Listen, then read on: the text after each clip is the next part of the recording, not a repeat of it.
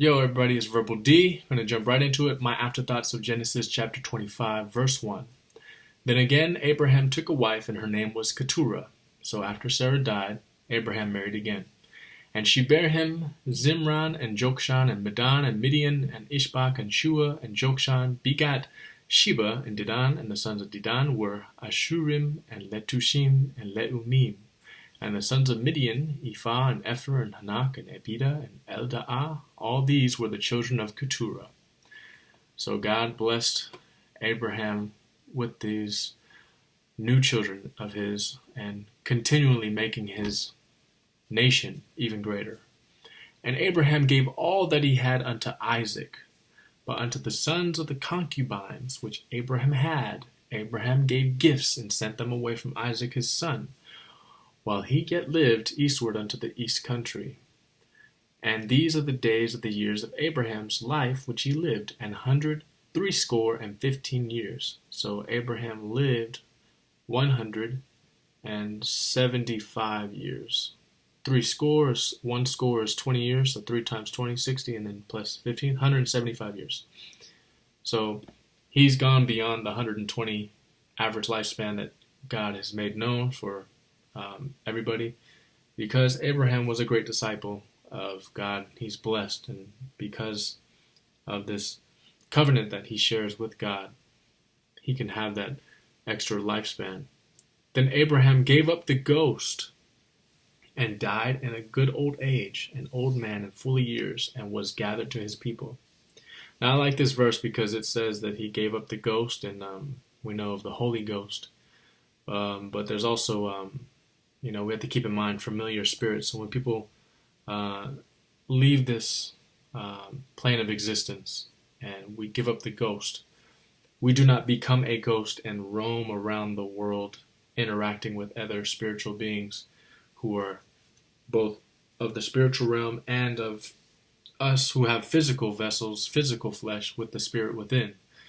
I need to find the verses regarding this, but basically when we die, we are not roaming around as ghosts. We are literally awaiting judgment, and then when Jesus Christ comes back, the dead are revived, we're all judged, and any kind of ghost that you feel that you have come into contact with, they are familiar spirits, which basically means they're demonic in nature, because these are demons and devils who have known the people who have passed away, and they like to imitate them because they know their darkest secrets, they know their characteristics, their personalities, and that is why they're known as familiar spirits. And some people, they call upon familiar spirits, they summon these demonic entities, and it's never a good thing. God forbids us from speaking with these spiritual principalities, even though we have power over them, if they ever do, if we ever encounter them. But just wanted to speak on that it says Abraham gave up the ghost. He gave up his spirit. His spirit is now, awaiting judgment and revival from God. So it doesn't talk about anywhere in the Bible where Abraham is now this ghost speaking with people and still interacting in this world, right? So let's continue forward. Verse 9, and his sons Isaac and Ishmael buried him in the cave of Machpelah in the field of Ephron, the son of Zohar the Hittite, which is before Mamre, the field which Abraham purchased of the sons of Heth. There was Abraham buried, and Sarah his wife. So this is the same field that he bought to bury his wife, right? And it came to pass after the death of Abraham that God blessed his son Isaac, as God has said. And Isaac dwelt by the well Lahairoi. Now these are the generations of Ishmael, Abraham's son, whom Hagar the Egyptian, Sarah's handmaid, bare unto Abraham. And God keeps all his promises, right? So he's blessing Abraham's son Isaac, and he's also blessing Hagar's son, Sarah's handmaid, Ishmael, and giving him 12 princes underneath his lineage, right? As he said, and these are the names of the sons of Ishmael, by their names according to their generations. The firstborn of Ishmael, Nebajoth, and Kedar, and Adbeel, and Mibzam, and Mishma and Duma and Massa, Hadar and Tema, Jetur, Naphish and Kedemah. These are the sons of Ishmael, and these are their names by their towns and by their castles, showing their greatness. They had great wealth. 12 princes according to their nations. And these are the years of the life of Ishmael, 137 years. And he gave up the ghost and died and was gathered unto his people. Right? He also lived a pretty long life. And they dwelt from Havilah unto Shur, that is before Egypt, as thou goest toward Assyria. And he died in the presence of all his brethren. Another thing that God has said, he would make him a wild man, give him 12 princes, and he would his hand would be against all people, and all people would be against his, and he would die, or he would be in the presence of all his brethren. Therefore he died in the presence of all his brethren. So another prophecy fulfilled. Verse 19, or prophecy, or basically promise, covenant that he made. Verse 19, and these are the generations of Isaac, Abraham's son. Abraham begat Isaac, and Isaac was 40 years old when he took Rebekah to wife, the daughter of Bethuel the Syrian of Padanaram, the sister to Laban the Syrian. And Isaac entreated the Lord for his wife, because she was barren. And the Lord was entreated of him, and Rebekah his wife conceived. And the children struggled together within her, and she said, If it be so, why am I thus? And she went to inquire of the Lord. Right? So when you have a problem, you ask God, and God will respond in due time. And the Lord said unto her, 2 nations are in thy womb, and 2 manner of people shall be separated from thy bowels. And the one people shall be stronger than the other people, and the elder shall serve the younger.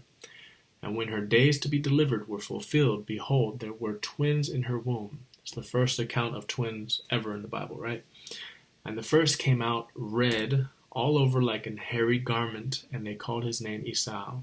Now, funny thing about this verse is a lot of people are saying that this is like evidence of Bigfoot, or like Sasquatch, or like a Yeti kind of person, or even the people that we see nowadays that have the werewolf disease, where they're just really hairy, right? So it says, and the first came out red, and he will serve the younger, right? All over like a hairy garment, and they called his name Esau, right? And after that came his brother out, and his hand took hold on Esau's heel, and his name was called Jacob. And Isaac was 80 years old when she bare them. So Isaac was 60 years old, and that means, I don't know how old Rebekah was, but yeah.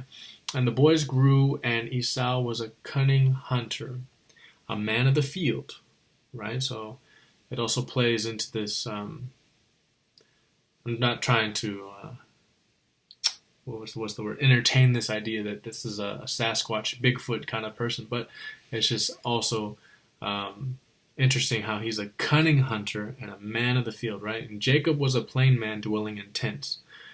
And Isaac loved Esau because he did eat of his venison. So he was catching deer and, goats and all that.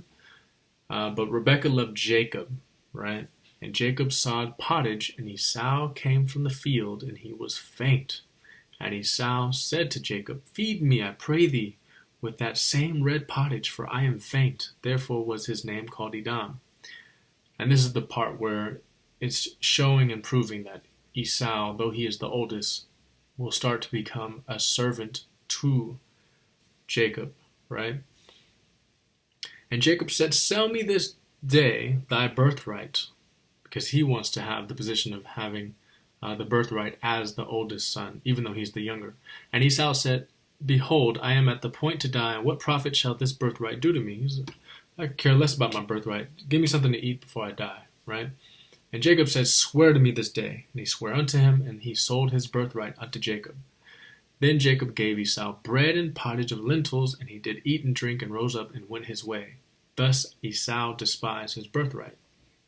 Maybe because it wasn't worth it to sell your birthright just for some bread and pottage of lentils, right? So that's my breakdown of chapter 25. I will see you guys in the next video. God bless.